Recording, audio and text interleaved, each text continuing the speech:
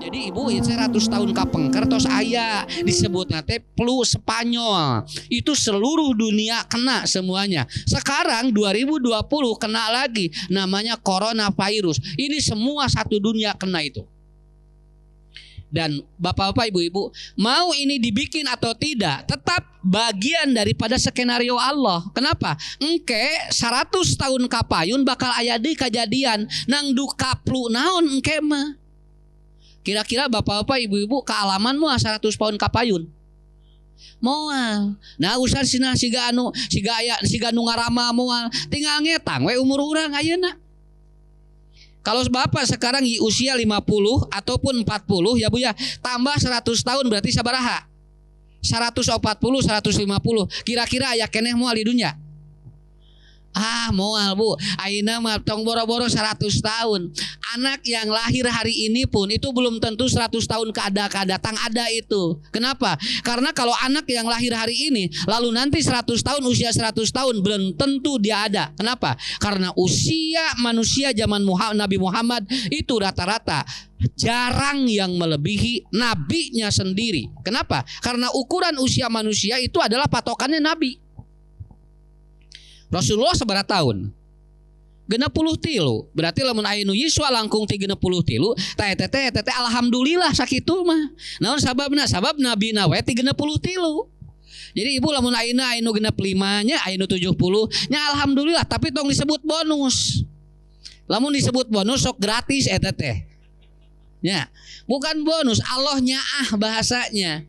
Dan ini 100 tahun ke depan Bu akan ada kejadian lagi. Sekarang bertambah. Orang selain harus pakai masker, itu harus cuci tangan, harus jaga jarak. Saya tidak tahu 100 tahun ke depan kalau terjadi pandemi lagi sebagaimana yang dalam hadis dikatakan per 100 tahun, mungkin nanti bukan saja itu Bu yang jadi syarat itu. Mungkin akan banyak syarat-syarat yang luar biasa. Data yang terakhir, ciri orang yang kena corona, 1 sakit kepala, 2 penglihatan ataupun kuning Pak, kemudian sering kebingungan, yang keempat kulitnya ruam. Itu ciri corona yang terbaru. Anu sok nyeri mastaka, titinggalian kararoneng, kulit ruam, sok nyebatkeun bingung, eta teh corona. Itu yang terbaru itu di televisi itu. Eta teh sami Pak jeung ciri teu boga duit.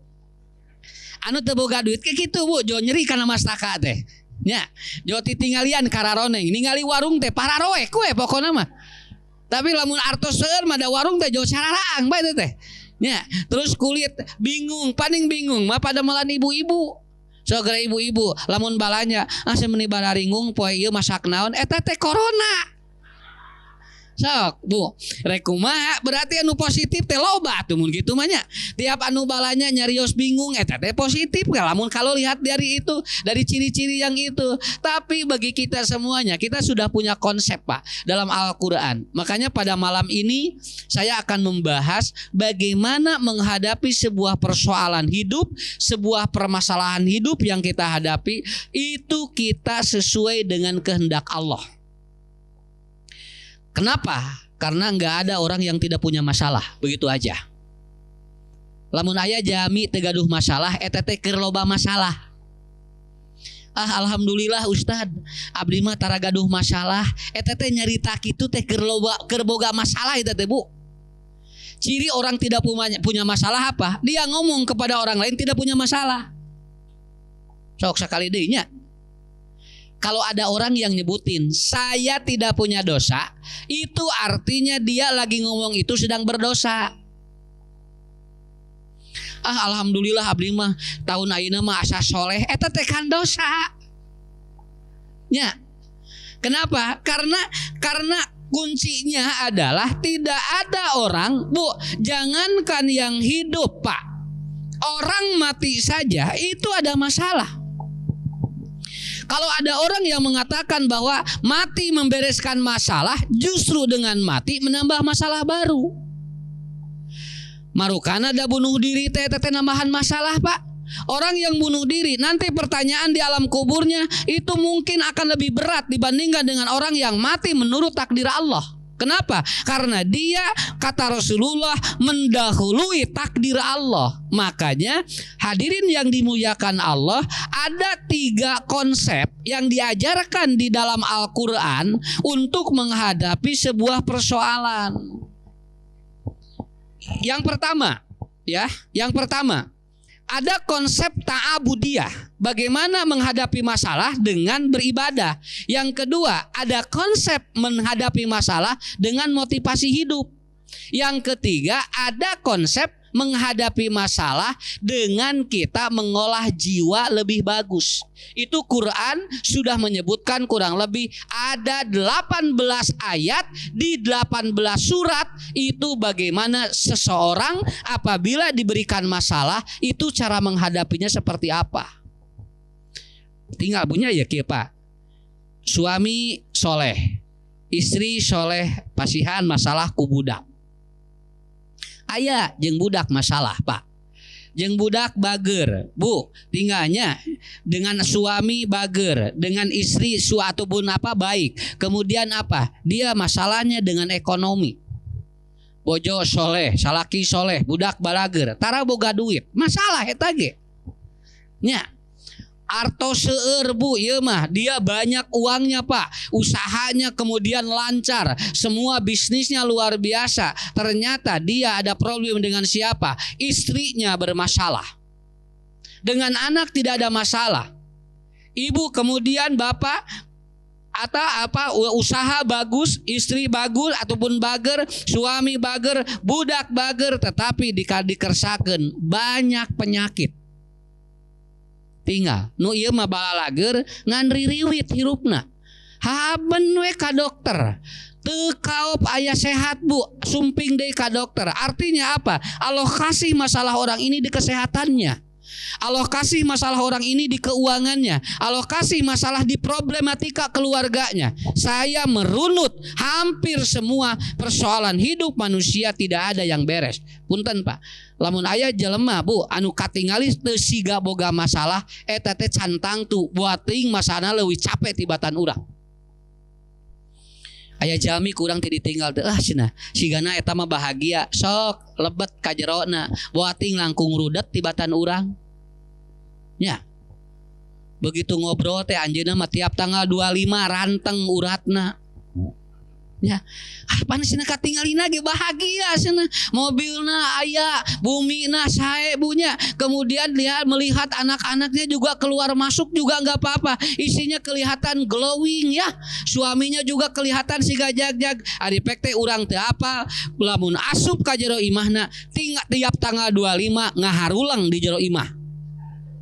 Sabab naon? Sabab tanggal 25 cicilan murudul Pak. Artinya nggak akan ada yang beres. Menurut saya adalah tidak ada orang yang terbebas dari masalah. Sampai saya ada yang konsultasi, Pak Ustadz, suami saya usahanya bagus, anak saya bagus, tetapi apa? Satu diantaranya, anak dan suami saya tidak mau dibawa beribadah, dibawa ngaji taradaek, dibawa sholat taradaek. Berarti bagi ibu kehidupan itu juga jadi bermasalah. Nah, hadirin yang dimuliakan Allah, bapak-bapak, ibu-ibu, maka Quran sudah memberikan sebuah standar operasional untuk memecahkan masalah bagi kita semuanya. Karena saya yakin ibu-ibu, bapak-bapak yang hadir di tempat ini bukan berarti banyak masalah, minimal ada masalah yang harus kita hadapi. Satu Pak, Bu ya, yang pertama adalah apa? Ada 5 ayat Quran sebagai motivasi menghadapi masalah. Pertama adalah apa? Quran surat Al-Baqarah 286. Namun mayunan masalah saur Allah kieu. La yukallifullahu nafsan illa wus'aha. Itu yang pertama. Ini disebut dengan dalil normatif menghadapi persoalan hidup. La yukallifullahu nafsan illa wus'aha. Satu itu Pak, Bu hafalin semua ini. Kenapa? Karena ini adalah kurikulum menghadapi persoalan hidup. Pertama adalah kata Allah apa? Allah tidak membebani seseorang kecuali Allah tahu bahwa orang ini sanggup. Bu, Pak, saya ada yang datang Bu. Pak ya, ini orang Pak secara ekonomi terpuruk sekali. dikersakeun panyawatna abot Pak. Dia punya penyakit yang berat, membutuhkan biaya luar biasa. Tapi begitu dia ngobrol, Pak Ustadz, nah hasna Allah teh teuing-teuingeun ka abdi teh. Tuh Pak, mulai ini manusia. Manusia biasanya begitu. Kalau ada sesuatu yang dianggap berat, orang selalu berkata, "Ya sigananya Allah teh cenah meuni teuing-teuingeun ka abdi." Padahal abdi teh cenah usaha nuju kieu, dergera panyawatna cenah meuni abot, cenah pun bojo panyawatna abot. Kenapa? Sua atau istri saya kanker payudara katanya. Dua-duanya kena kanker. Dan sampai saat ini stadiumnya udah terus naik. Lalu dia mengatakan begini, Pak. Bu, nah cenah Allah teh teuing-teuingeun. Cobi Pak, sakitu we heula. Ini seringkali keluar dari mulut seseorang. Allah teh teuing-teuingeun. Teuing-teuingeun naon bahasa Indonesiana? Kan? Keterlaluan. Jadi gitu. Tah, rada beda keterlaluan jeung teuing-teuingeun. Teuing-teuingeun mah rada enakeun we Pak. Nya. Model telanjang bulat dikasunakeun dah hese teh Pak. Ya. Ada orang yang datang telanjang bulat sok kana kasunakeun kumaha? Manya ada aya jami sumping di taranjang buleud. Kan eta teh beda eta teh. Kenapa? Karena manusia seringkali terlontar muncul sebuah persoalan dalam pikirannya. Apa? Pikiran orang ini dobrak-abrik. Di saat suaminya juga usahanya terpuruk, kemudian istrinya sakit, lalu dia berbicara di depan atau di depan orang. Kalau orang berbicara di depan orang, itu sama apa berbicara di depan malaikat? Itu sama berbicara di depan Allah.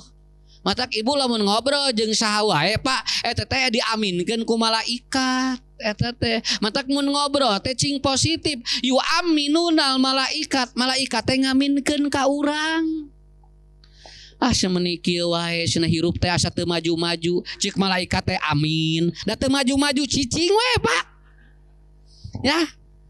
Bu, Pak, jangankan kita berbicara antar manusia yang hidup. Kata Rasulullah, orang berbicara dengan orang yang di depan ataupun di pinggir orang meninggal saja. Itu kata Nabi jangan ngobrol ya atau jangan ngomong yang negatif. Apabila ada mayit, kemudian dia itu sedang dimandikan atau sedang dikapani, kemudian atau mau dikuburkan dan disolati, kata Nabi, ketika Anda memandikan mayit, lalu Anda ngobrol yang negatif, yu'amminuna malaikat. Malaikat mengaminkan perkataan kita kepada mayit itu dengan kata-kata kita itu. Urang teh jauh kieu we, cenah meuni Allah teh teuing-teuingeun tuh, Bu. Akhirnya dia tidak ada solusi, padahal ada ayat Quran, la yukallifullahu nafsan illa wus'aha. Kata Allah, enggak mungkin masalah ini aku berikan kepada dirimu kecuali engkau sanggup menanggung penderitaan yang ini. Tete di bahasa Sunda mah disebutna pang beberah manah, Bu. Ya, ibu bapak main itu di satu daerah. Saya pernah menemui satu orang, Bu, anaknya 8 itu semuanya lumpuh. Itu lumpuh. Begitu anaknya lumpuh, itu suaminya minta cerai. Ngalalung sare ngagaloler didinya, Bu, murang kalihna diurus ku nyalira ibu-ibu. Anaknya 8, sekarang mungkin tinggal 3 lagi karena yang 5 katanya sudah meninggal dunia. Begitu saya datang ke rumahnya, dia bilang, Pak Ustadz, suami saya menceraikan saya. Kenapa? Karena tidak sanggup melihat anak-anak saya begini. Jadi ngagaloler, murang kali teh sagala didinya Pak. Berak di sana, kencing di sana. Kalau si ibu ini tidak berani ataupun mengurus anak ini, ada kemungkinan mungkin anak-anak ini akan dibiak atau akan dibuang. Tapi begitu ngobrol, saya bilang begini, la yukallifullahu nafsan illa usaha. Bu, ieu budak anu 3 deui, lamun dibikeun ka batur mah cang tangtu bisa ngurus. Ibu mah sanggup ngurusna. Ceuk Allah teh tah ieu. Allah tidak akan membebani kecuali engkau sudah siap untuk menanggulangi ini. Baru setelah itu dia, muhun atuh Pak Ustad bade ditampi we sugan jadi pahala kanggo abdi. Tah eta jawabanana. Kebayang berapa? Katos kabunya kabayang ku urang? Urang mah kerek senal leungit hiji wae meuni ribut. Senal leungit hiji ribut sa masjid. apal kabeh sa RW sa kompleks sana leuwih hiji Pak nepikeun ka moal ngaji deui kadinya naon sena leungit wae bari leungit ge kerek sakali nya bari leungit ge kerek sakali jeung leungit teh hiji teu duanana dibunya kumaha lamun ku Allah dileungitkeun sampai anana sok Pak orang terkadang itu. Kedua, ini konsep Qur'aniyah saja ya. Saya terangkan konsep Qur'aniyah saja. Yang kedua adalah apa? Surat ataupun surat apa? Di Al-Qur'an Allah mengatakan innama al usri yusra. Al-insyirah. Ya. Catat, Pak. Biasanya itu menerangkan begini, setelah ada kesulitan itu ada kemudahan. Bukan. Qur'annya bukan setelah kesulitan ada kemudahan. Di ayat Qur'annya sulit dan mudah itu bareng. Jadi lamun bapak ibu gaduh masalah didinya keneh aya solusi gitu eta teh. Makanya ayat Qur'annya mah inna ma'al usri yusra, bukan inna ba'dal usri yusra. Kalau inna ba'da baru setelah sulit ada mudah. Ini mah bukan. Di dalam sulit dan mudah, eta di dalam kesulitan, di sana juga ada kemudahannya. Cobi geraku ibu ayeuna ku corona, kan semua Pak kesulitan ya. Tapi kan di balik itu apa yang marudah? Tuh tinggal Bu ayeuna beunghar ngadadak ku corona. Ya. Dia jualan ini ngadadak beunghar, jualan ini ngadadak beunghar. Lagi tidak corona, dia kesulitan ekonomi. Begitu ada corona, dia menjadi orang kaya. Nepikeun kaki ngadoana ge, cing dalila we cenah corona teh kitu. Nya. Bagi orang ini ada kemungkinan dari musibah itu ada kemudahan bagi dirinya. Dan saya tidak melihat Ibu, Pak puntennya kurang teh dikieu we keun bae engke ge sulit mah ya mudah. Urang teh ngadagoan mudahna teh Pak daweuh wae atuh. Hanas didagoan ku urang. Padahal Ibu lihat Pak, ini botol ini isi air ini mudah dan ringan dan berat itu tergantung siapa yang memangkunya. Kalau meja ini 2 kilo 3 kilo itu akan berat kalau dipangku oleh orang atau diangkat oleh anak yang usianya 2-3 tahun. Tapi kalau diangkatnya oleh kita yang sudah dewasa, ieu hampang Pak. Da mejana mah ieu keneh ngan kumaha urang mayunanana. Matak dina Quran inna ma'al usri yusra. Kata siapa setelah kesulitan ada kemudahan? Dina Quran ge sulit teh didinya aya mudah. Makanya begitu ada masalah cari. Kenapa? Di sana ada keuntungan yang luar biasa bagi kita. Pak, Bu, jangan dianggap ya. Kalau orang kenal ataupun kalau sekarang ada orang yang ditinggalkan mati keluarganya, itu jangan dianggap bahwa itu adalah apa? Kesulitan bagi dirinya. Belum tentu. Mungkin saja oleh Allah akan ada teori yang ketiga menurut Quran. Apa? Asa antakrohu syai'an wa huwa khairul lakum.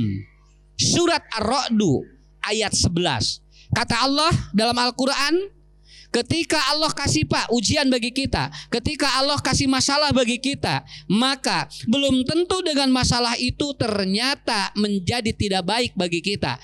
Karena Quran itu sudah menyebutkan mungkin saja ada engkau benci segala sesuatu itu ternyata khairul lakum dan itu baik bagi kalian. Wa asa an tuhibbu syai'an wa huwa syarrul lakum, dan mungkin saja menurut kita baik itu akan menjadi sebuah kejelekan bagi kalian. Jadi Allah sudah kasih. Bapak Ibu, jadi lamun urang aya masalah eta teh buat teuing di dinya teh aya nu langkung sae kanggo urang. Nya ngan kantun antosan we hikmahna Pak. Coba sekarang ya, lagi banjir semua di mana-mana, lagi masalah bagi daerah itu. Tapi saya yakin, kenapa? Di balik ini akan menjadi sebuah hikmah yang luar biasa. Pak, ini ada apa Bu? Ada obrolan orang ya. Saya ngobrol begini. Pak Ustadz, 13 tahun katanya. Saya ini hidup dalam keadaan Allah itu memberikan kemudahan bagi saya. 13 tahun abdi teh hirup teh bahagia. Sampai dia meminta ngadoa kumaha, hayang nyobaan boga masalah. Coba gerabu jalami 13 tahun ada masalah sebenarnya. Dia meminta kepada Allah, ya Allah kasih saya masalah. Dia itu tidak pernah sakit, Pak. Hampir berpuluh-puluh tahun tidak pernah sakit. Jadi ni anjeunna teh kabita ningali nu gering. Sina asa hayang gering sina we tetehnya. Gitu ya, Pak. Jadi kalau ada orang yang sakit itu dia kabita gitu kan. Karena dia tidak pernah sakit. Ngadoa ngahaja malahan nyuhunkeun pangdoakeun Pak Ustad pangdoakeun cenah abdi hayang rieut kitu Pak. Batur mah alim bu teu damang ieu mah ngahaja peda sehat wae. Akhirnya apa? Dia berdoa, kemudian 2 minggu dari sana dia flu berat luar biasa. Begitu sudah flu berat dia ngomong begini, Pak Ustad doakeun cenah abdi enggal damang ongkoh menta gering. Udah sakit kira minta sehat deh asa balik ceng teh teh jalmi teh, tapi dia mengatakan seperti itu apa, dan ternyata katanya betul, katanya saya baru merasakan ternyata dikasih sakit ini begini nilainya tah eta Pak. Jadi matak ibu bapaknya lamun urang teu damang tampi we naon sababna, ada kemungkinan itu kebaikan bagi kita. Ya, kan bae loba penyakit ginu penting mah sehat daripada teu boga penyakit gering gitu we lah. Iya, serius Pak, kena penyakit mana udah sadayana ge garaduh. Sok sanu teu gaduh panyawat. Pak, kalau bet ahli medis juga punya penyakit. Yang penting sehat saja daripada ibu bapak tidak punya penyakit tapi ternyata sakit. Kenapa? Karena penyakit dengan sakit itu kan berbeda. Ya. Ibu tinggal, bapak ainu nyeri tuur, ainu nyeri sampean, ainu nyeri waos, tapi geningan jarak jagonya. Tiasa ka dieu berarti naon? Gaduh panyawat tapi sehat. Aya jami teu gaduh panyawat tapi ngalengkahkeun ka sampean wae teu bisa ka masjid. Berarti eta teh kumaha? Tuh, jadi orang yang dia punya penyakit atau tidak punya penyakit tetapi dia sakit. Kenapa? Karena berbeda. Makanya kata Ibnu Sina, beliau menyampaikan seperti ini. Berapapun manusia diberikan penyakit oleh Allah, tetapi kalau dia tidak percaya bahwa penyakit itu akan menjadi sebuah keumpuan atau keindahan bagi hidupnya, maka dia akan banyak protes terhadap Allah Subhanahu wa taala. Nabi Ayub 7 tahun Pak teu dabang. Nabi Ayub 7 tahun Bu. Nabi Ayub itu dia setiap hari minum air putih Pak. Dia tidak minum obat. Setiap beliau minum air putih, Nabi Ayub dia ngobrol dengan Allah begini, wa ida maridtu wa huwa yashfin, dan apabila aku sakit Allah lah yang menyembuhkan. Inilah teori yang dilakukan oleh Nabi Ayub. Jadi Bapak Ibu kuncinya di sana. Apabila ada sesuatu yang menurut kita jelek, belum tentu itu jelek menurut Allah. Dan apabila menurut kita ini baik, belum tentu menurut Allah itu adalah baik. Ada kemungkinan menurut Allah itu juga jelek. Itu yang ketiga. Yang keempat, 2 lagi Bu. Ya. Yang keempat, ya. Rasulullah sallallahu Allah Subhanahu wa taala menyampaikan bahwa setiap apa yang Allah berikan itu pada prinsipnya adalah untuk kemenangan kita sebagai hamba Allah. Apapun yang Allah berikan kepada kita itu semua untuk kemenangan kita sebagai hamba Allah. Dan bapak-bapak, ibu-ibu, kata kuncinya adalah apa? Di ayat Al-Quran yang terakhir, Allah Subhanahu wa taala menyampaikan surat At-Tolak ayat 2 dan ayat 3. Wa may yattaqillah yaj'al lahu makhrajan wa yarzuquhu min haitsu la yahtasib. Kuncinya adalah di surat At-Tolak ayat 2 sampai ayat 3. Jadi bapak-bapak, ibu-ibu, secara konsep Al-Quran tidak ada masalah yang tidak akan selesai. Cuman pertanyaannya adalah bagaimana kita bersikap dan bagaimana kita mendekatkan diri kita terhadap ayat-ayat Al-Quran itu. Maka mudah-mudahan bapak-bapak, ibu-ibu, kita doakan ya, mudah-mudahan peristiwa ini Allah selesaikan dengan cepat. Bapak-bapak, ibu-ibu, dekati kembali tempat-tempat yang di sana ada Allah dan malaikat selalu hadir. Malahan dalam sebuah hadis, apabila orang menghadiri majelis taklim, maka dia akan didoakan barokah oleh para malaikat hatta yarji'a, sampai kita kembali ke rumah kita.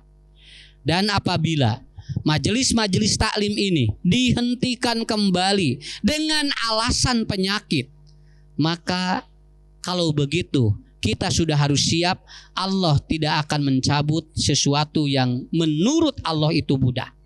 Mudah-mudahan bapak-bapak, ibu-ibu, hadirnya ke tempat ini menjadi bagian daripada ikhtiar. Mudah-mudahan musibah ini cepat selesai, dan insya Allah kita bukan sedang melawan, tetapi kita sedang menguatkan. Insya Allah nanti setiap persoalan hidup kita akan diakhiri dengan doa kita kepada Allah Subhanahu wa ta'ala, yaitu Rabbi auzi'ni an ashkura ni'matakallati an'amta alayya wa ala walidayya wa an amala sholihan tardohu wa aslih li fid durriyati inni tubtu ilaik wa inni minal muslimin.